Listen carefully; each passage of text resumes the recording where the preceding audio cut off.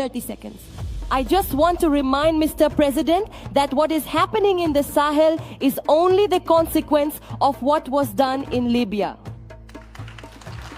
That intervention in Libya where you forgot. When I speak of you, I am not talking about you personally, I am talking about your position. You forgot about the existence of the African Union. Mr. President, as you like to say, we are in Mali to help Mali. If we hadn't come to the Sahel, there wouldn't be a government in Mali right now. I want to tell you that if it weren't for Africans, there wouldn't be a France today. We are connected. We are connected. We are connected. Stop saying that you came to help us. No, because terrorism doesn't only threaten Mali. You are threatened as well. Stop making us feel guilty by putting us in the position of victims. But Mom, I'm not making you feel guilty. Mr. President, I haven't finished. I'm not making you feel guilty. I'm trying to actually restore a reciprocal and respectful dialogue. Yes. We weren't there just for our own interests when we arrived in Mali in 2013. That's a fact. However, what you said about Libya, I've said it several times as president, I agree with what you said.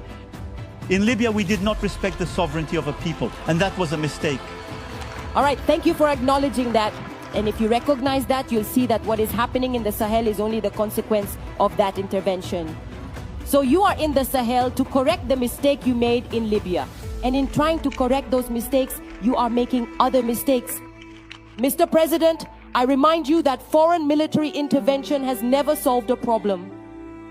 What is Libya like today? What is Afghanistan like today? So military intervention is not going to fix things. I don't want my country to end up like Libya. Take responsibility, and above all, stop saying that you are here to help us. No, you are not here to help us. We are in this together. We have a common enemy and we are fighting it together. And finally, these recent exchanges, these last few days between you and the Malian authorities, it's just a disgrace. My name is Raimwende Elda Kwama. I am proud to be African. I am Burkinabe, and I am truly a person of great integrity.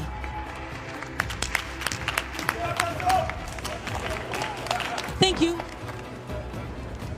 So, there is absolutely no need for me to specify that all of my remarks today will be guided by truth, by sincerity, and by complete frankness.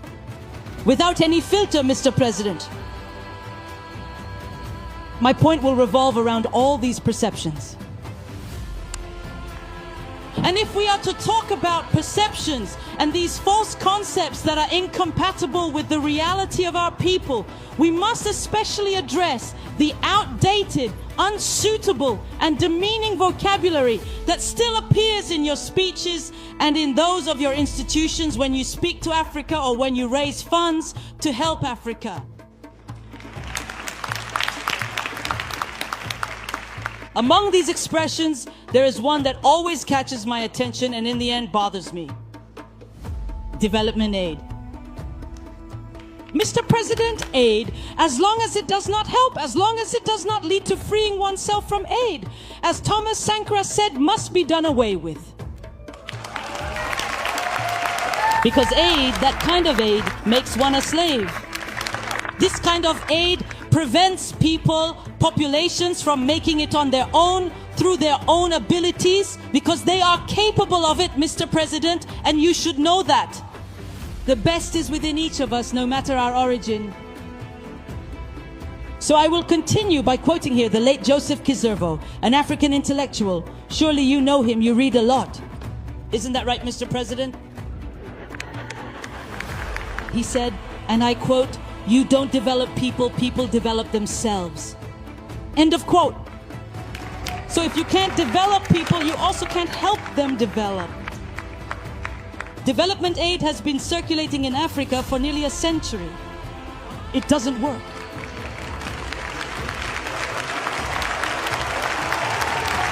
You should know that Africa will develop itself through its local potential and that of its diaspora, and certainly in interdependence with other nations on the planet, but above all, through healthy collaborations.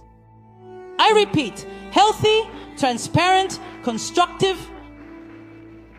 There are bright minds and there are also investors in Africa. We are already innovating in Africa. And if this relationship we envision is not co-constructive, we don't want it. So is it over? So it's over with expressions like Save Africa. Let's help develop Africa. There are so many miserable people over there. It's over, Mr. President.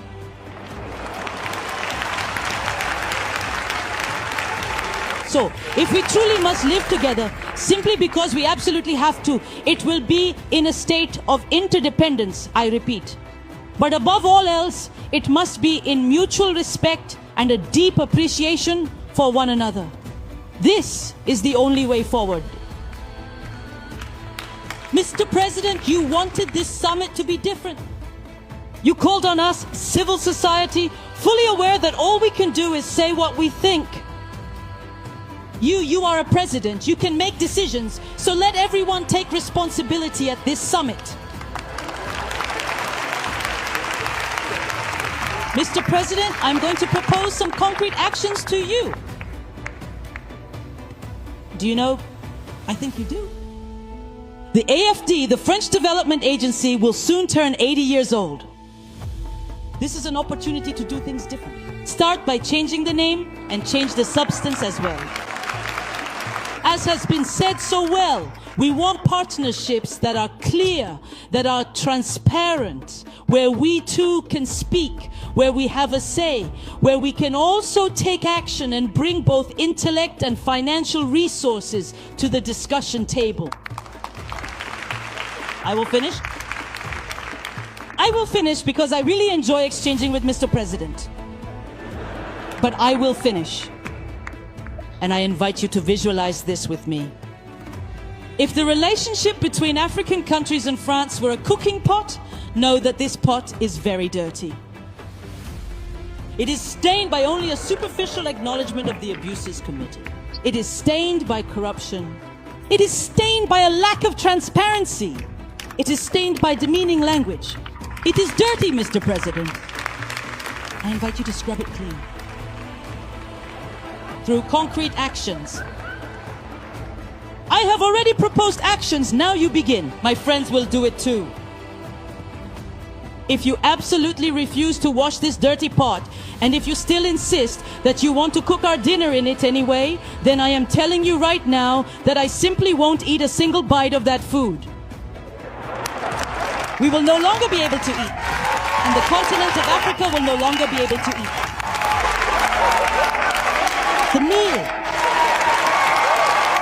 Just listen to this. The meal. The meal. The delicious meal will soon be ready, but you will be the only one sitting at the table with such a difficult appetite. A word to the wise.